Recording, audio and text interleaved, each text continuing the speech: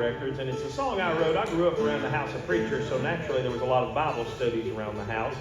And I remember the story of Joseph being told. Y'all know the story of Joseph? Amen. That's a beautiful picture of something called providence. That's regardless of where we're at in life and what we're going through, good or bad. We may be in this situation over what the Lord's working out around the bend that we don't know anything about yet.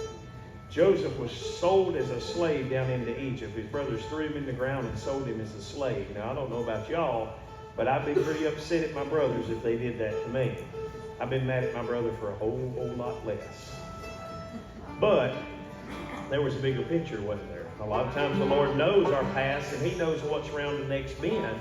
And did you know later on He got favor with the king and become ruler over Egypt? And those very brothers that sold him as a slave had to come before him, didn't they? They had to come before him. But he wasn't even mad at them, you know. He wasn't even upset at them because there was a great famine in the land and he was in a position where he could help the family, wouldn't he?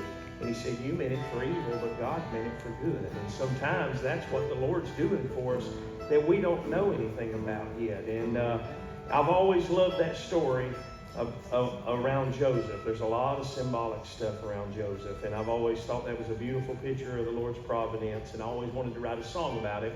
And we wrote this several years ago, and we'll do it here today for you, and it's one called God Meant It for Good.